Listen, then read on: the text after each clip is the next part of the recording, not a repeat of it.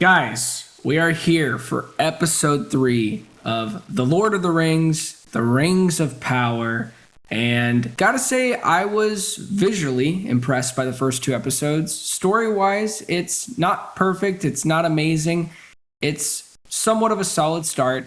And after rewatching it a couple times, I would say it's pretty solid for where it's at right now. Now, granted, this episode could suck and I could hate the show. But anyways, we're here and we're ready to watch this episode 3 of The Rings of Power. Those are orcs, right? Has there been a lot of reports of missing persons? Did I miss a plot point? The town. I mean, I'm assuming this is the town that they went to go visit. She lives. She's on a boat. I'm on a boat. Don't you ever forget. Scientology. Bro, the sound of the birds chirping in the show made my cats think that there were birds somewhere. Yeah, I couldn't hear that at all, Rich. The island kingdom of Numenor. That's another thing that I'll say about this.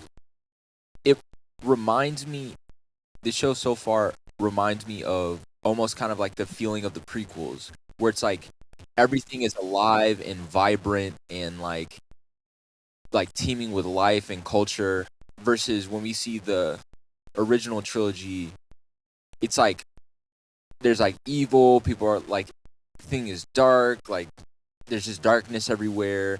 Yeah, and all that kind of stuff. It's showing like, well, obviously they have a time of darkness that they were dealing with, and now it's coming back, right?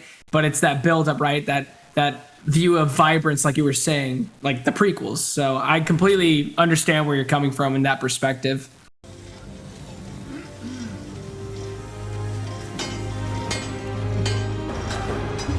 Foreshadowing, maybe? That dude definitely gives me like sell out, like stab you in the back kind of vibes. Like, Phil, you think? Yes. Dang. Especially that little look that he gave. Like, and right after the dude was like stick with us. But one way or another, I will depart. I welcome you to try. I have no need of your welcome. And you are quickly wearing out yours. I'm a little lost on why the Seems to me that our hostility. legion presents Bro, I was thinking the same thing. Yeah, I'm a little confused about why they're being so like forceful about this. There you are. Beric, my boy. Look, you put down the... Wow, what a dick. Got him. That is truly your wish. Then I shall have to ask you to perform a service. Dude, I do not like this chick, honestly. She is so annoying. This whole place is annoying. It's like, what? Why the hell would anyone want to be here? It Just all seems stuck up. insufferable. Yeah. Seems like they're in what will become Minas Tirith.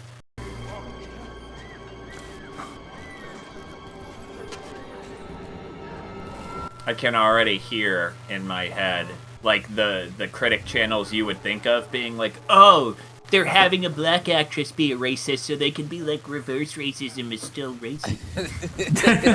I can hear it from here. I'm trying to think. Was that a thing with the orcs? Where they're just sensitive to the sun? Not that I remember, no. Yeah. That's why, like, I don't think these are regular orcs or orcs that we're familiar with. Yeah. I'm about to look that up after. Yeah, they behave very differently. You crawled from whatever wretched place you grew. It has earned its place in these lands. You want to get a glimpse over the trench. That's a perfect time to do it. Yep. I knew he was gonna die. I just didn't know how. I didn't think he was gonna die like that, but I knew he was out of here. It looked like a little paper cut for a second, honestly. Gotta wrap up those B plots real quick. We're already at Time episode up. 3. Yeah, I'm like, in general, that just was a very stupid, like, you just got done talking about, like, yo, if you can get just a glimpse over the thing and see the tree line. And it's like, here you have a perfect opportunity to do it, and you could be like, no. Like, what a crackhead. Quarter day's ride. What is it you seek?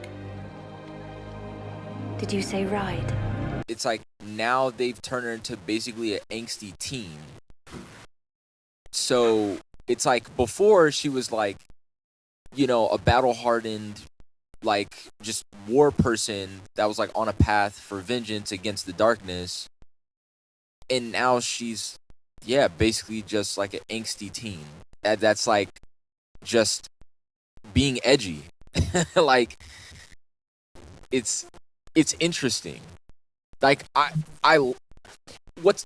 it's crazy because I don't hate this. It just doesn't match what I feel like we saw, especially in the first episode with her. You know what I mean? I get what you're saying, Richard. It's a little jarring with the direction with her. I mean, it's still the same attitude. Like, she still is that very strong-willed, independent person. But, yeah. I mean, I'm okay in the sense of, like it makes sense story-wise why she would go with him, because she wants to already get out. And literally, his name means elf friend. Like, they're painting it out. But I'm just curious what's going to go on with him. Well, they have to end on good terms, because Galadriel gives Frodo the light of Elendil, our most beloved star.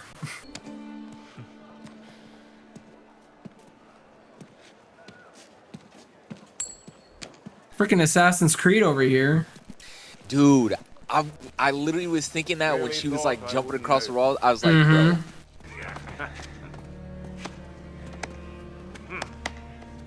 It's like a lot of chest touches. I know. I'm like, what's going on, guys? Oh, okay, that's what's going on. We're getting violent now.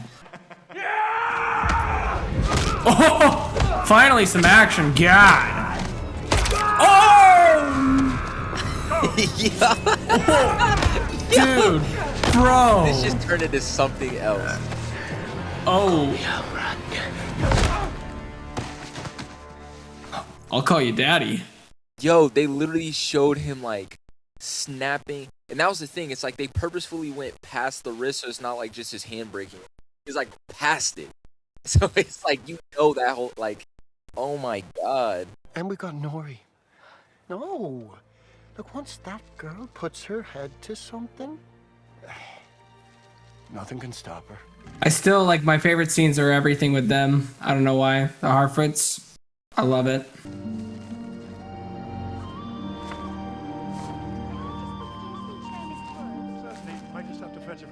Just once, I want the important page to be whole.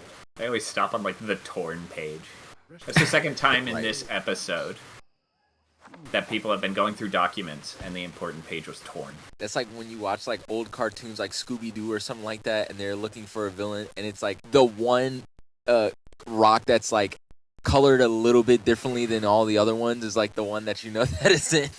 Linseed Proudfellow. Taken by landslide one rainy winter day. We wait for you. Don't know why that almost got me.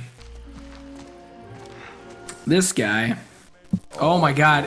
Is he about to just, oh shoot. Dude, they're all about to freak out. This might as well have been Looney Tunes. And the Brandyfoot cart will be with us. At the back of the caravan. Rest in peace. That's it. Do you think you're special? You're just a child. That's messed up for a mom to say, hey, you're not special. You're just a kid. You're ordinary. Yeah. That's sick. I mean, the whole way that their little place works is like kind of backwards. A cage you have landed in because you chafe under the rags of the common. And the armor that ought to rest upon your shoulders weighs upon your soul. So he's supposed to be the king of the Southlands? Ours was no chance meeting. Not fate, nor destiny, nor any of the words men use to speak of the forces they lack the conviction to name. I like that Ours line. was the work of something greater. It's an interesting one. Bro, I'm gonna need them to have this man do something soon. I gotta be honest. At this point, I'm just very annoyed with this character. I can't lie. Oh, I shouldn't have done that. Yeah, that was dumb. Yeah. Yeah, oh. See, that's smart too on the orc side. Come on, do a jump move. Oh. Yeah, jump move. Oh, he's gonna tear up there. Yeah, exactly. Ooh. Yeah, it's over. Nice. Smart. They're actually like allergic to the sun or something? Yeah, I guess so. All right. I didn't know they had like vampire syndrome. Ugh, that's an ugly. What am I looking at? What the heck is that? I know.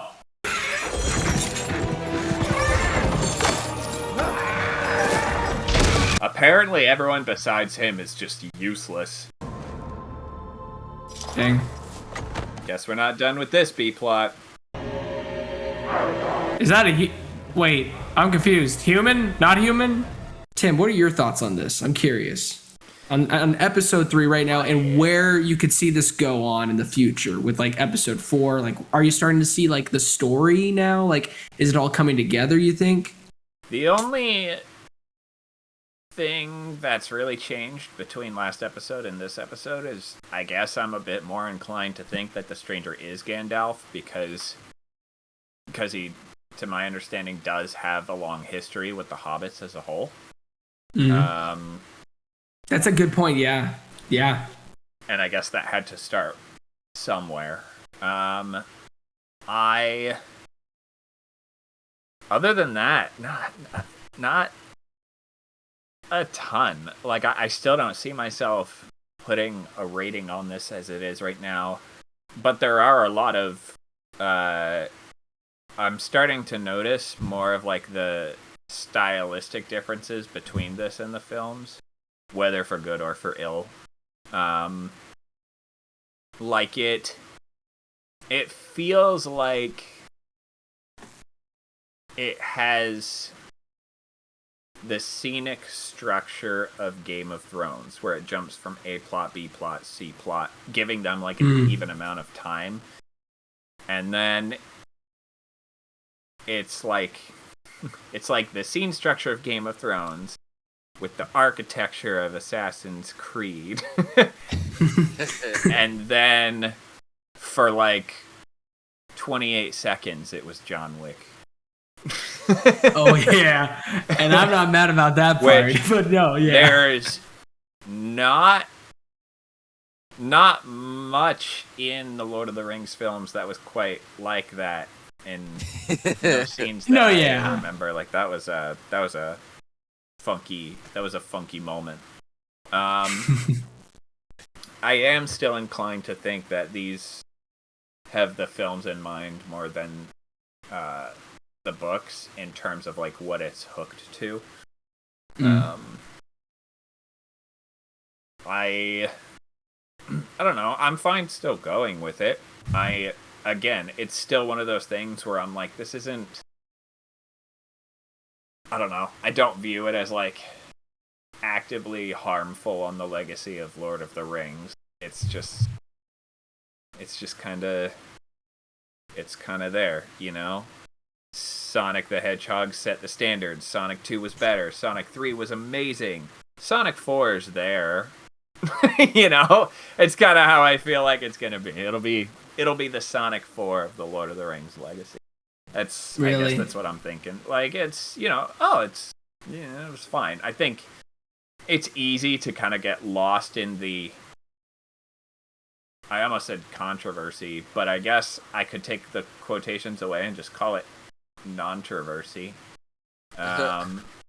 It's easy to get lost in the non-traversies behind it. I just don't think it's worth the time or the effort, or honestly really that big of an issue at all. Do you find any more interest in that character, Halbrand, and you know it being an original character? Do you think that, especially with this episode, we got, I'm not going to say a whole lot more development, but we definitely got more of a, I would say, kind of an idea of where his character's probably going to go for the show, especially with that revelation of, I'm just not so sure. I think an original character is necessary. This is not a shallow history they're digging into. It's pretty rich lore. And I mean, you could kind of make the counter argument where you could say, well, it's so rich that we could, I don't know if assume is the right word, but it's rich enough that we could extrapolate there was someone like this, or there was a catalyst to bring Galadriel to this point. And because we know in the history she goes from here to here, so we'll make someone to get her from point A to point B. But I don't know if having a staple of the show, like a main character, someone they're carving out to be here for the long haul, be an original character, was really particularly necessary. I mean, maybe I'll feel better about it, maybe I'll feel worse about it as time goes on. At this point, I just don't know if I feel like it was necessary. I am more interested in how the characters I know got to where they are in Lord of the Rings than these people I've never heard of who are not going to be there for it. I know I keep on calling back to Better Call Saul, but a large majority of those characters are in Breaking Bad. I'm not going to spoil anything because Rich has to behold. But not all of them, but most of them are, and the show found ways to make me care about them again. So I just don't want the show to be like, here's a new one, here's a new character, here's a new character, here's a new character. Yeah, I get that. Like, but I think even with that analogy with Better Call Saul, I think it did a great job with introducing a character like Kim Wexler, which everybody, like, they love her, and she's, you know, she wasn't in Breaking Bad. And I think with this show, it has that potential of, you know, but I want to preface this. I do agree with you in the sense of, like, yeah, maybe don't introduce so much on the plate. Like, focus on the pieces that need to be focused on, and then the side characters. Yeah, but Saul is a secondary character, so there was room. And there was room, and there was no existing lore behind him. Yeah. There's no existing backstory. This has 3 ages of story already to it. Actually, you could argue 4, because after the Lord of the Rings, the 4th age begins. After Sauron is killed, the 4th age begins. So it's got 4 ages of lore. Technically, the 3rd age, I think... I don't remember when the 2nd age ended. I think the 2nd age ended when Isildur cuts the ring off Sauron's hand. I could be wrong. I feel like we talked about this before. But they have... It's... 2nd age seems like it's pretty jam-packed. There should be plenty of things for them to be able to pull from without having to create too many show originals. I can see how they would. And I could stretch it as far as to say I could understand the need for it, even if I don't necessarily see the need for it. But no, the show's fine. I'll keep going. This episode by itself, I'd say, if I try to look at it in isolation, I would say that we covered a lot of ground, not necessarily as far as like advancing plot goes, but as far as like physical ground, like physical distance, like seeing many different places, many different characters, and the conflicts that they were dealing with. And so it was very interesting in that way. We see conflict really come to a head with the little hobbit people, and we also saw a grand conflict with the dang, now I'm forgetting her name. Galadriel. Yeah, Galadriel. And being in that whatever weirdo island, and then obviously the conflict between nameless elf man and Arondir is his name. What's his name? Arondir. Okay. He's original for the show too, so I guess I was mistaken in thinking there was only one. Dang. Okay. But yes, Arendir and the orcs. So like we got to see a lot of conflict. Now the other conflicts were like emotional conflicts. His was like more physical. And like I'd say again, as far as if I'm looking at this episode just like specifically, and not the other ones, there were like some weird, what felt like almost skips. So there was a certain like ebb and flow to the episode, and I noticed that there were times when like the pace was like just off. Like it wasn't even necessarily like, oh okay, now we're into like a another kind of, you know, feel or whatever. Excuse me. But where it felt like a little bit off. So for example, when we're like away, like toward the end, right? And then boom, we're like back in that little camp or whatever with the orcs and all this other kind of stuff. And now like all of a sudden these guys just have some grandmaster plan to just break out. And it was like, what just happened? It was like the last time we saw these people, they're all getting whipped, they're all getting beat, they're all like, and then next thing we know, now they're like, you know, trying to break their chains, they're beating up the orcs, this kind of stuff. So like it felt like we missed something there. At least personally, when I was viewing it, I felt like I missed something. Like I was just like kind of confused.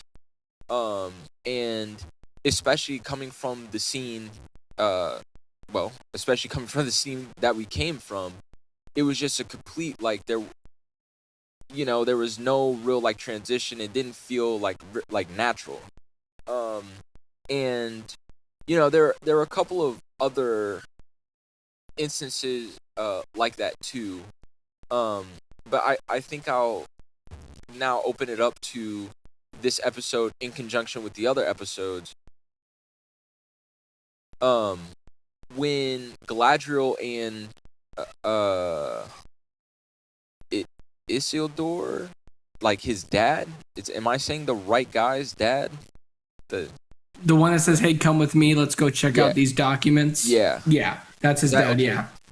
Yeah. So, that was a odd, like, situation, because it's like, again, we've seen Galadriel in a specific way up until that point. Like, we know she's obstinate, we know she's headstrong, we know like she's also, you know, hella cool and can beat a bunch of people up, can command people, you know, like has been to battle, all this other kind of stuff. So we know these things about her. And you know, that she like holds office and rank and all this other kind of stuff. Or at least did. But then it's like, now we're in this situation that honestly, I guess we understand now, but it still is like weird to me. Like the whole thing with those people on that island, like just that whole thing is just a little weird. But with that aside, here you have this man who's literally immortal, who she's like lived way longer than he's been alive. And we have this like father-daughter dynamic where like she's threatening to kill him and he's like, I got kids and you remind me of them. And the thing about it is that in and of itself I enjoyed, but that in the context of like the rest of the story that we've seen leading up to that, it made no sense. Like I was very confused because we have a complete almost like, when I say role reversal, I don't mean like they're switching roles or anything like that, but I mean like in a sense her character has like completely changed places. If we're looking at like hierarchy or whatever, it's gone from being a top dog to like now you're a little peon, and it was like out of nowhere. It's one thing. It's one thing when it was like, okay, you have the little queen or whatever who's like a complete jerk, for some unknown godforsaken reason. Yeah, she's the worst character to me so far. Oh I'm like, I just don't I don't annoying. understand her. Yeah. And so, you know, you have them like butting heads. Like Galadriel is used to being able to like get her way, and like having authority and yada yada, but now she's in someone else's domain and like it doesn't work. Okay, cool. But then we like that I can understand. And her not being the top dog at that point, I can understand. Like that's a conflict that's understandable. But then she's now with this mortal, and he's basically like, yeah, you remind me of my kids. Like, I don't care about, like, you know, you're elf, you did all this, you're yada yada. None of that matters. You're like one of my kids. All right, let me go take you to, like, wherever it is you're trying to go. And it was like, what is going on? And then they showed her, like, riding on the horse and, like, smiling. I can agree with you there. That was a little bit jarring. Like, that felt like more style over substance. Like, let's just have a slow-mo sequence just to have her have an awkward smiling face. That was cringe to me a little bit. Weird. So, like, you know, it was... That's the thing that I'm, like, noticing with what they do, with what they've been doing with her character the past few episodes. Like, since the first episode... I don't feel like we've seen first episode Galadriel since the first episode. She has all these abilities and stuff, and when we saw her in the first episode, she would use them. Ever since then, all it's been is like, you know, some sort of like threat, but it's like not really a threat. Like when she pulled that knife on that guy, was anyone convinced that she was gonna actually try to kill him? I couldn't believe that Halbrand had the knife in front of the queen. Listen, that's he stole it. He stole it off the dude because the dude took it. He gave him a hug. Yeah, he stole it off of him. But my thing is like, none of us bought that she was going to try. She was even going to attempt to stab this guy or kill this guy, right?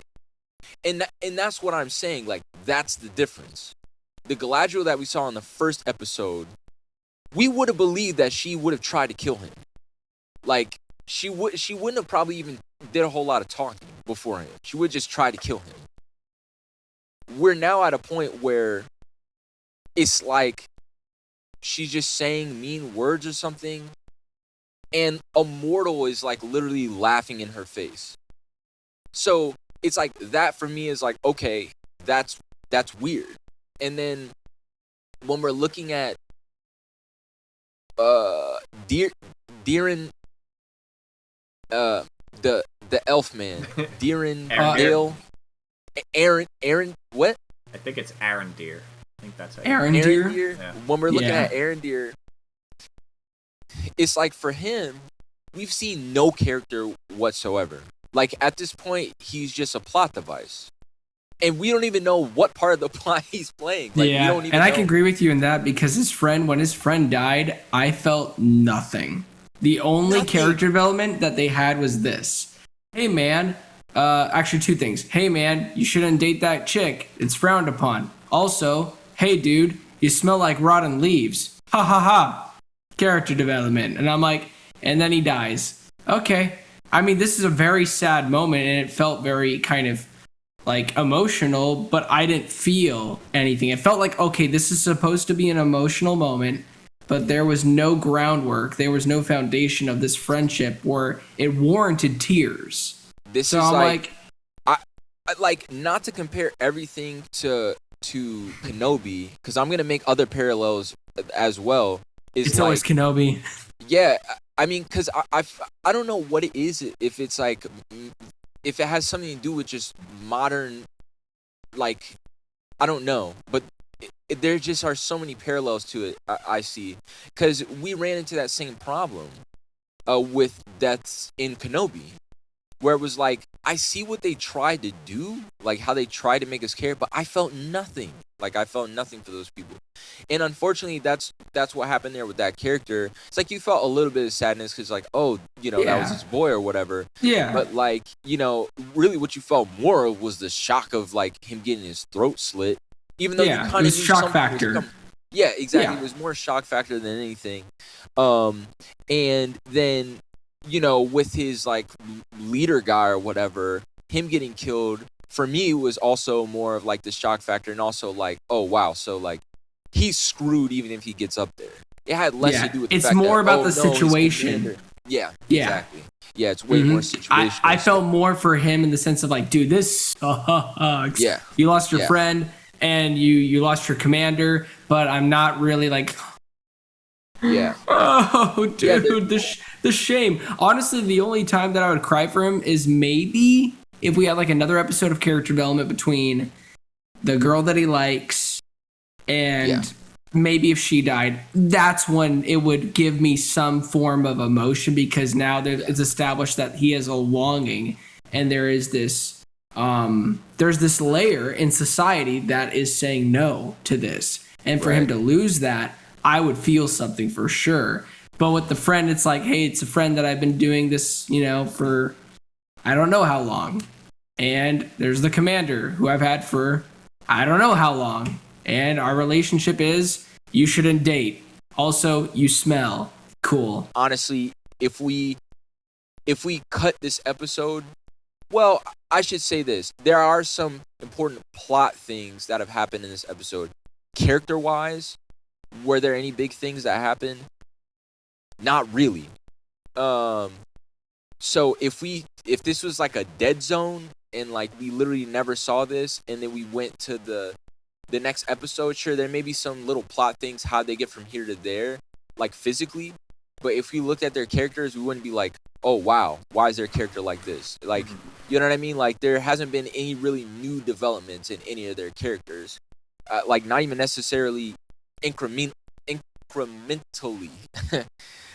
So anyway, that was long-winded, but that's what I gotta say on that. Yeah, so overall, episode 3 for me was I genuinely, for me, I thought the pacing was good, and overall it was good. I like the further development with what's his name? Halberd? Halberd, yeah. Oh boy. I don't know why we're having such trouble with names from a show that we just watched. Started watching. Halbrand? Just watched now. Halbrand. That sounds right. Halbrand? Halbrand. Halbrand, I think. Yes. So with him, I actually really enjoyed the development with that one, jarring scene, and then the other sequence with Galadriel. And I felt like the motivations are starting to come together for me, and I really enjoyed the interaction. Yes, it was a little bit more open between Galadriel and I don't even know the guy's name, honestly, but I just know his son is how do you pronounce it? Elendil. Yeah. Do you remember when Galadriel gives Frodo the vial that looks like a vial of holy water or something? You remember in Return of the King, the light he holds up against Shelob the spider? Do you remember? That's the light of Elendil. So the elves in Fellowship of the Ring, in the theatrical cut, you only see what Galadriel gives to Frodo as a gift, but in the extended cut, it's when the elves give the Fellowship all different gifts. They don't give Aragorn a gift because he already has. They tell him that there's nothing they could give him as good as Arwen giving him the Even Star, the necklace. Gives Gimli 3 strands of hair from Galadriel. They give Legolas a new bow. They give the hobbits, I think they give Sam a rope. They give Merry and Pippin daggers, and they give Frodo the Light of Elendil, that vial he uses against Shelob. So it's named after him, honestly. So yes, that's why I remember him. All that just. Well, like with him, I'm really enjoying the dynamic between the whole family, and I'm really interested to see more of that. The brother and sister relationship, how he completely just avoided her going right to the horse. I thought that was kind of funny, in a messed up way. Like, obviously it's not nice, but I don't know. I like those kind of scenes where it's like, yeah, okay, well, obviously that was a bit awkward. And especially it was awkward with the dad talking to his son about, son, you just don't understand. And I really enjoy moments like that because I really like seeing a dad trying to do his best. Let me do my job. Let me be the one to protect you. And then, as we know, as we grow older, we have to become our own people. And I think that's the season that they're in. And I really want to get more of that. I don't want it to be another, that was their only sequence. And then somebody dies. And it's like, cool. That's all you gave me. And I don't think that's going to happen. I don't think the dad's going to die or the sister in the next episode. But I really felt like, the pacing with it, from that to Galadriel and the guy helping her because he's an elf friend, I felt like that was very natural progression, personally for me. And she wants to get out. She wants to find a way of getting more information. So it's a win-win for her. So I really bought into that. And really the only part, I guess, that was jarring in a pacing sense, the only part was, and I agree with you, Richard, on this, was the whole like, hey guys, we have a plan to get out of here in this, crazy work camp situation. They're allergic to the sun. Cool, let's attack. You don't really get, like, we as the audience get the moments of, oh, I guess they don't like sun, but we don't really see that through the eyes of the character. At least for me, when I was watching that moment, I was like, I don't think the guy was looking at them when it was happening. It was more like us as the audience looking at the environment and then be like, ugh, I don't like that. The sun, I'm a vampire now, I guess. I felt like that was a bit jarring and out of place. And I felt like it could have needed, it should have had another scene like 15 minutes before where they're like, I have an idea. That's it. That's all they needed to do. Like a 2-minute sequence of them like going at it, talking more character development. I don't know. Just talking about, hey, if you really get that vantage point, I actually have a really good idea. As he notices, like him putting the cloak over, like the orc is putting the cloak over himself. It could have just, the littlest change would have changed that whole dynamic. But other than that, pacing was good. And I like the action. I obviously love the visuals in it. It's absolutely like spectacular. It looks beautiful. The people that did the CGI, you guys give yourselves a pat on the back. And I'm assuming it's just going to be as good as next week's. Overworked department in all of. Oh, dude. And you see craft. You see it. You see it all over. In every single scene, there is not really a sequence where I'm like, well, that wasn't good. I get that every week with a Marvel show. I liked it. I like this episode. Talking about it now, I don't think it's the strongest. It might be the last one. It might be the third. 3 out of 3. Third out of third place.